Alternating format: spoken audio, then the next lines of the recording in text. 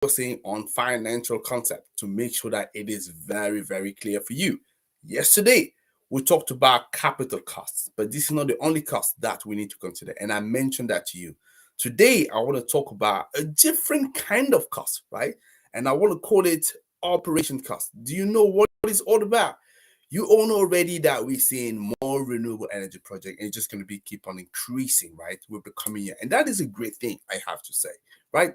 So we talked about the capital cost that was yesterday, which is very much the cost of producing those assets. But now, when those projects are built, they still require ongoing funding to operate them, isn't it, right? And this is where the concept of operating cost comes in. And I just wanted to talk to you about that to make sure that you have complete clarity around it, right? Excellent. So, operation costs are all the costs that are associated with the ongoing operation or maintenance of the renewable energy project. And I usually say, once you build it, you still have to maintain it for those assets to last the 25 years, 30 years that we're talking about, right? The cost associated with maintaining that and making sure that they run properly, this is the operation cost. So that would include things like the labor, that would include the fuel, and that would include any operation expenses that you may have, right? And you also need to know that for the cost of electricity to run a control system, for example, of a wind farm, or the cost of maintenance of solar panel, these are what I call operating costs, just in case it was still not very clear into your mind. Yeah, I just wanted to give that as a quick illustration. And this will depend on the size and the complexity of the project as well as the location, right? For example, if you have a small scale solar project in a rural area, right, it may have much higher operating costs than, for example, a utility scale wind farm in an area that is well served, close to a port per megawatt, right? So it depends on the complexity, the location, and all of that. But usually, as you will know, so the bigger the better. I'm sure you heard about it before, right? This is very much true.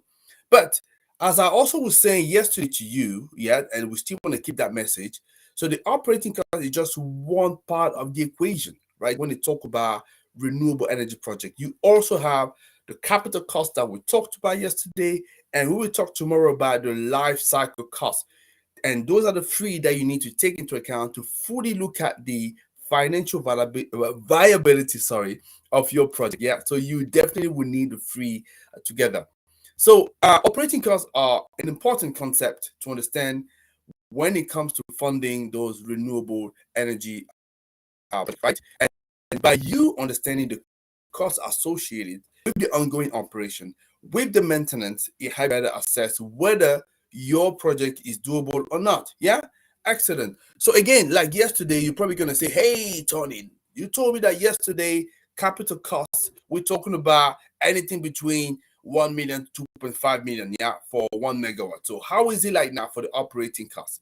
So if we're looking at what the National Renewable Energy Laboratory is telling us, that's in the US, they're saying that the cost of operating a 1 megawatt solar plant, it can range anything between 40,000 to 60,000 a year. Again, obviously, it would depend on the location, the type of technology used, the specific component, the equipment used in the project. You get it, right? So it depends on a number of factors that you need to take into account. Yeah, and the cost of operating a solar thermal, right, is also more expensive. It's actually 50,000 to 70,000.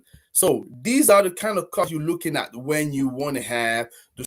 It's important to have that in mind because big difference between renewables and fossil fuel is that renewable have high capital costs but very small operating costs. And actually, it's opposite for fossil fuel plants, right? They have like a smaller capital cost but large operating cost. So to properly compare those two, you want to look at the life cycle cost, and this is what we're going to be talking to you tomorrow. Correct? Excellent. So make sure that you follow me tomorrow, and we're going to be talking about the life cycle cost. But in between, three things I'm asking you to do if you like this video. You simply want to like it, comment it, and share, right? And tomorrow we're talking about the life cycle cost, and we close the cost cycle. Take care, guys. I'll see you tomorrow. Bye-bye.